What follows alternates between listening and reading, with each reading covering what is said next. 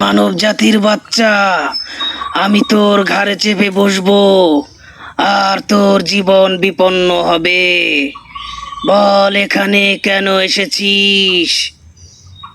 আমাদের ছাগলটা হারিয়ে গেছে, তাই খুঁজতে খুঁজতে এখানে এসেছি। ভালো করেছিস এখানে এসেছিস। এখন আমার হাত থেকে তোকে কেউ বাঁচাতে পারবে না। হিহিয়া। এর থেকে বাঁচার জন্য আমাকে বুদ্ধি বের করতে হবে।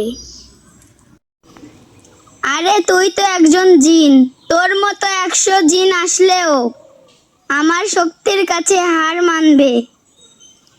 এই তোর এমন কি শক্তি আছে যে তুই আমার মতো জিনকে ভয় পাস না? এই যে শিকল দেখতে পাচ্ছিস, এই শিকড় ধরে দুইজন টানাটানি করব। দেখা যাক কার শক্তি বেশি, কিন্তু চোখ খুলে টানা যাবে না। ঠিক আছে, আমি আমার জাদুর শক্তি দিয়ে চোখ বন্ধ করতেছি। হে আমার জাদুর গামছা আমার হাতে আয়।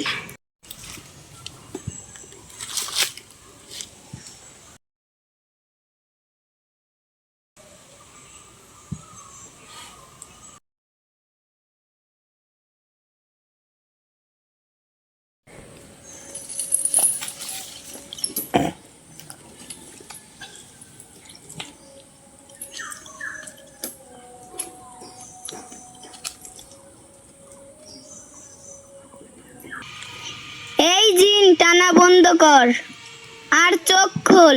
দেখেছিস আমি কোন রকম বাম হাত দিয়ে শিকলটা ধরে আছি, তাই তুই আমার শক্তির সাথে পারলি না।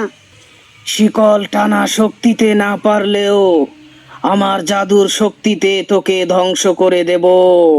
শিকল টানার মাঝে তো আমি 3বার সূরা ইখলাস আর 3বার সূরা ফালাক আর 3বার সূরা নাস পড়ে গা মুছেছি, তাই আমার ভয় নেই। এই মানব জাতির বাচ্চা, কি চিন্তা করছিস? তুই তোর শক্তি প্রয়োগ করে দেখ, আমার কিছুই করতে পারবি না। হে আমার জাদুর শক্তি, ওকে আক্রমণ কর। যা। এ কি? আমার এমন লাগতেছে কেন? হে আমার সর্বোচ্চ জাদুর শক্তি, এই মানব জাতির বাচ্চাকে ধ্বংস করে দে। যা। এ কি? আমায় আক্রমণ করতেছে কেন? ঠিক আছে, আমি তোর কাছে হার মানলাম, আমি চলে যাচ্ছি।